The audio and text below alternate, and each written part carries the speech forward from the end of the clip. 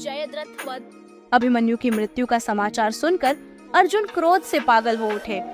उन्होंने तभी प्रतिज्ञा की कि यदि अगले दिन सूर्यास्त से पूर्व उन्होंने अपने पुत्र की हत्या करने वाले कौरवों और जयद्रथ का वध नहीं किया तो वह आत्मदाह कर लेंगे। उसकी यह प्रतिज्ञा सुनकर जयद्रथ भयभीत होकर दुर्योधन के पास पहुंचा तथा उसे अर्जुन की प्रतिज्ञा के बारे में बतलाया। दुर्योधन जयद्रथ का भय दूर करते हुए बोला, चिंता मत करो मित्र, मैं तथा सारी कौरव सेना महान योद्धा कर्ण सहित कल महाभारत के युद्ध में तुम्हारी रक्षा करेंगे। कल शाम होने तक अर्जुन तुम तक नहीं पहुंच पाएगा। उसे शाम होने पर आत्मदाह करना ही पड़ेगा। महाभारत का युद्ध जब अगले दिन शुरू हुआ तो अर्जुन की निगाहें जयद्रथ को तलाश करने लगी, मगर वह कहीं भी दिखलाई नहीं दे रहा था। धीरे धीरे दिन बीतने लगा तथा अर्जुन की निराशा भी बढ़ने लगी कि उन्होंने कल जो प्रतिज्ञा ली थी उसे वह पूरी नहीं कर पाएंगे। अर्जुन की व्याकुलता देखकर उनके सारथी श्री कृष्ण बोले, पार्थ, समय बीत रहा है।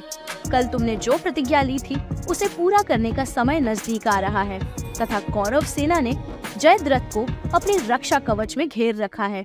अब तुम शीघ्रता से कौरव सेना का संहार करते हुए अपने लक्ष्य की ओर बढ़ो।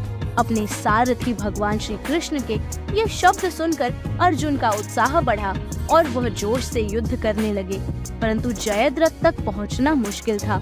संध्या होने वाली थी, तभी श्री कृष्ण ने अपनी माया फैला दी। इसके फलस्वरूप सूर्य बादलों में छिप गया तथा संध्या का भ्रम उत्पन्न हो गया। संध्या हो गई है और अर्जुन को अपनी प्रतिज्ञा अनुसार आत्मदाह करना होगा।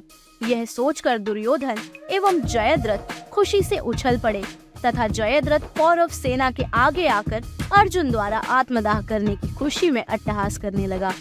जयद्रथ को देखकर श्री कृष्ण बोले, हे पार्थ, तुम्हारा शत्रु तुम्हारे सामने खड़ा है। उठाओ अपना गांडीव और वध कर दो जयद्रथ का। वह देखो, अभी सूर्यास्त नहीं हुआ है। यह कहकर श्री कृष्ण ने अपनी माया समेट ली। देखते ही देखते सूर्य बादलों की ओट से बाहर आ गया। सबकी निगाहें आसमान में सूर्य की तरफ उठ गई। सूर्य अभी भी चमक रहा था। यह देखकर दुर्योधन एवं जयद्रथ के पैरों तले जमीन खिसक गई। जयद्रथ डर कर भागने लगा।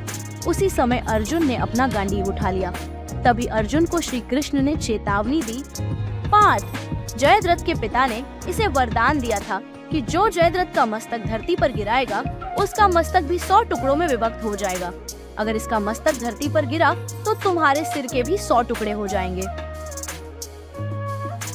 उत्तर दिशा में यहाँ से 100 योजन की दूरी पर जयद्रथ के पिता तप कर रहे हैं। तुम जयद्रथ का मस्तक इस प्रकार काटो कि वह उसके पिता की गोद में जाकर गिरे।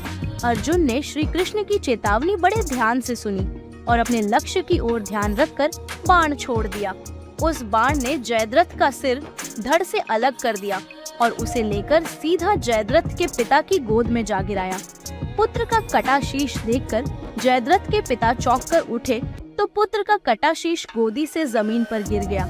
जयद्रथ के कटे शीश के जमीन पर गिरते ही जयद्रथ के पिता के शीश के भी 100 टुकड़े हो गए। इस प्रकार अर्जुन ने जयद्रथ की मौत का बदला लेकर अपनी प्रतिज्ञा पूरी की।